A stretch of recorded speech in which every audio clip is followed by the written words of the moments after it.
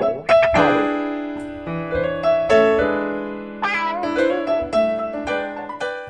folks, Juan Restrepo here, President of the Florida Real Estate Investors Association, bringing you this week's edition of the FAN, the FLREIA Action News and News we've got. Let's see what's going on in this week's headlines. Starting off there, Fannie Mae selling off rentals. Short sales better than foreclosures, and Florida closer to a bill streamlining foreclosures. Okay, so let's go on, and here we go off with dsnews.com. That's right, they are reporting that Fannie Mae is selling off rentals. You heard it right here. Fannie Mae has put a block of 2,490 REOs up for sale. It is the first pilot transaction of the federal government's real estate owned. How about that? The federal government is now in the REO business. Love that, huh? All right, the properties are concentrated in the hard-hit metropolitan areas of Las Vegas, Los Angeles, Phoenix, and, yes, parts of Florida. How about that? Guess that, right? Well, Florida's got 32.1% of the inventory, with about 15% in the southeast sector. So we could be seeing some of the investors buying up properties here. Yep. Of the 2,490 single-family properties up for grabs, only 429 of them are vacant. So they are selling off some REOs tenant-ready. So, wow, how about that for a deal, huh? Guess the government is doing something. All right, but in order to buy these, only investors who have completed the pre-qualification process as stipulated by the FHFA's website will be able to bid on the portfolio. Interested bidders must submit applications to demonstrate their financial capacity, experience, and specific plans for purchasing pools of Fannie Mae foreclosed properties, with the requirement to rent the purchased properties for a specified number of years. Now here's where I have a little bit of a hang-up. Obviously, anytime you do anything with the government, there are stipulations.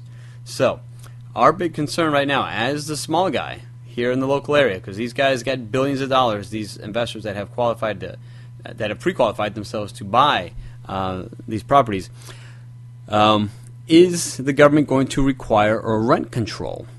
Okay, so now if we got a bunch of these guys coming into the area, buying up a bulk of properties, of course they're going to want to rent them out. They need to make the money. Obviously, most of them are already rented, but again, are they rent controlled? So those could be factors that we are going to be looking for. I've read through a bunch of the information. Nothing told me anything about any rent control. But if you know differently, please let us know, as I'm trying to find that out. That is something that could affect us negatively as investors here on the smaller level. All right, so anyway, we're keeping our eyes and ears open to that. So hopefully they do not limit control on what rents can be. If not, that could affect us. So we're going to be watching out for that. All right. Again, any investor that is interested in the pilot program, yes, you can still register on the FHFA's website. So just check that out. And you can probably enter Google the pilot program for the FHFA, and you'll find your website there. All right, and again from dsnews.com, short sales better than foreclosures. Now, obviously, my wife having introduced short sales about 12 years ago to the market. Again, not that she introduced it, but to the investors. They didn't know you could do that. So banks had been doing it for a long time, but now it seems that it is the way to go. And we've been talking about this. Hey, this is probably the best way for banks to let go of property. One, I think it gets them out of any liability. The homeowner signs off, yeah, okay, I'm willing to go sell the house, and this is the price, and the bank says okay, and then they don't have to worry about getting sued later, like what's going on right now. Well, let's find out why short sales are better than foreclosures. According to McGow LaMacchia Realty of Massachusetts, who are big proponents of short sales, have the facts to back up this claim. Yep, how about that? On average, a home sold through a short sale brings a 24% greater return than a foreclosed property. So I guess the numbers make sense there. Now these guys are up in Massachusetts. They've been doing short sales for quite some time, and they were tracking some markets. And let's see. Oh, before I get to which markets they've been tracking, let's talk about this. This means that banks are losing an average of $43,000 for every foreclosure sale compared to what they would have made on a short sale. Yep. This is based on a blog post on the company's website. Now, the firm reviewed prices for short sale and foreclosure sale properties in 2010 and 2011 in Boston, Phoenix, Tucson, Southern California, and Southwest Florida. Okay, so now obviously we don't have a complete picture of the nation, but it seems to be relatively true, I believe. And because on top of the short sale, on top of the foreclosure, now you've got holding time, you got to deal with cities, liens, all these things, code enforcement. So do the short sale, get out of the property, and move on. You got a ton of money that the government gave you, so it's not like you're sweating it. Anyway, that's my humble opinion. I could be wrong, but anyway, I don't think so. All right, from the Palm Beach Post, Florida closer to a bill streamlining foreclosures. That's right. A bill that has been heavily debated is one step closer to becoming law. Now, this was a narrow 6-4 vote this past Monday in a specially scheduled meeting of the Senate Banking and Insurance Committee. It was a final hurdle for the proposal of SB 1890 to be heard by both chambers. The plan aims to reduce the amount of time a bank can pursue a homeowner for unpaid mortgage debt while speeding foreclosures on abandoned homes and in cases where homeowners have no legitimate defenses. All right, well, of course you're going to have opponents, and let's see what they have to say. The bill opponents fear borrowers will get caught up in a quickie foreclosure wheel without time to question bank documents and argue that not only are portions of the plan unconstitutional, but that the overall proposal is unnecessary. So, yeah, that's the argument. So we'll see. Let's see what's going on. All right, this is how the state Senate bill would alter the process of our current foreclosure process. It's going to reduce the time a lender can file for unpaid mortgage debt from a homeowner from 5 years to 1 year, which means that, okay, bank is foreclosed on you, they can come after you for the next 5 years for the debt.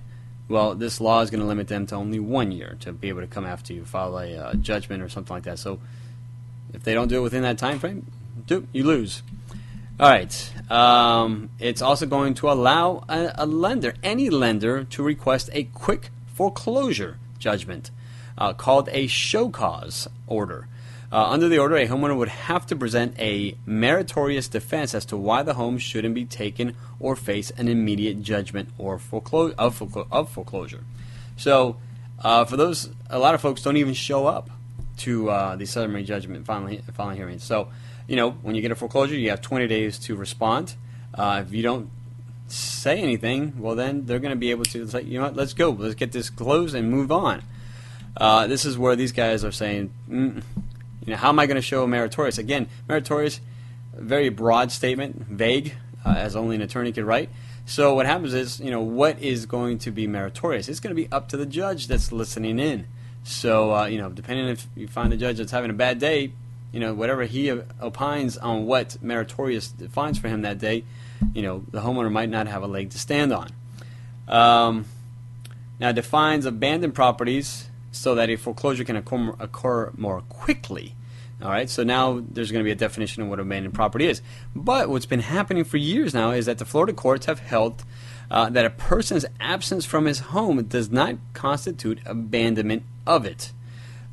So we'll see how that affects these folks. All right, and so that's the process. That's what's going on. But let me throw this in here. Here's the foreclosure numbers in the state of Florida. The average time from initial foreclosure filing to bank repossession in Florida is 806 days. The national average, 348. Man, we are well over double that.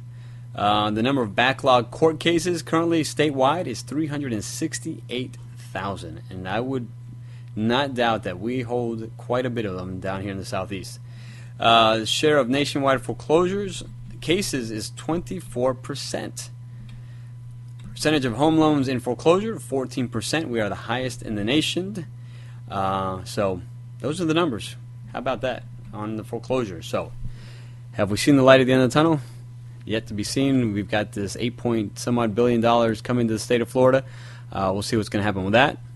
Again, I think smoke and mirrors. If you go to our Facebook page, you'll see a link to a gentleman, one of the writers over at the Daily Business Review. He posted a neat little video, so you might want to check it out. Go to our Facebook page at facebook.com/FLREIA and check it out for yourselves. A little entertaining, but yeah, it's got some merit to it. Hey, looking for some good news out there. That's right. Again, we know that it's the little guy. It's going to be small business owners that are going to bring this country back on its feet. Even here locally, we're looking for businesses. We're trying to find news on who's opening up business, who's expanding, who's growing, who's taking the risk, who's willing to stand out above the rest and do what needs to get done to make it happen. All right. So if you have some good news, send it to me. I'd love to hear it and post it here on the Fan. Love to share with you guys what's going on, what's the positive. All right. So.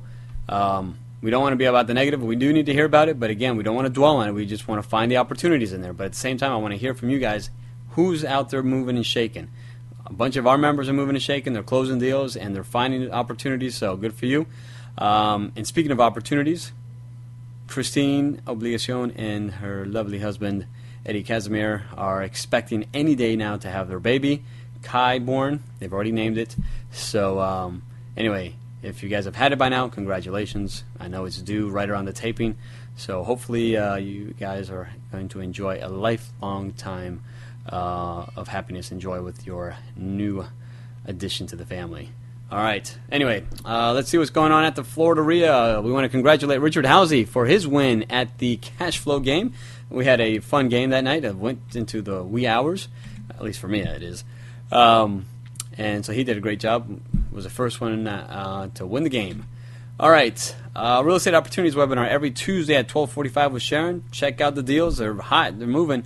And if you don't have the means to buy them, sell them to somebody else. You can wholesale them to them. We're happy to facilitate the whole process for you. All right. And the Elite members, we have our conference call on the 6th of March. So be prepared for that. That's Tuesday morning at 7:30. Make sure you register for that. Partnership meeting for those of you that are members and part of the partnership program. We are having another meeting on March 10th with Sharon. So check it out and register for that, and we look forward to seeing you there. And then God's Property is coming up again on the 15th of March. That's at 7:30 in the morning. And then later that evening is our business meeting, the FLREIA business meeting. We have an REO panel, an exciting panel, finding out what's going on in the REO world, all right, with the banks. And then we have a Don Juan cigar mixer on the 30th. That is Friday night. So we hope to have you join us for that. It's a great time. Nice time to just sit back, enjoy a nice cigar, and some good conversation and company. And then don't forget our Elite Power Trip to Daytona is in April, and we're looking for you guys to register early so we can get that booked and close out the track so that way nobody takes it away from us.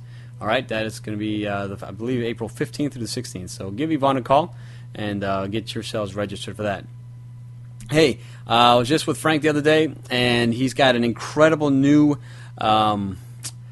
event coming up, Conquering Your Life's Badwater. Yes, he's running Badwater again for the 7th time in the Death Valley Desert, but he's going to take you out there about a month and a half before he goes out there for a special event, Conquering Your Life's Badwater. He shared with me the whole itinerary. It's amazing. I think it's going to be an awesome opportunity. So go to frank-mckinney.com to get more information about that. All right. Don't forget to register to vote. This is an election year, so take care of that soon. You don't want to wait till the last minute to try to do that.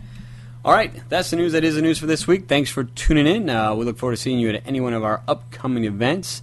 And again, don't forget to follow us on our social media at facebook.com, youtube.com, and twitter.com, all /FLREIA, and be on the lookout for Sharon Restrepo's new Facebook page. All right, that's it. This is Juan Restrepo signing off. God bless. The kingdom of God is within me. The kingdom of God is within me. I carry it wherever I go.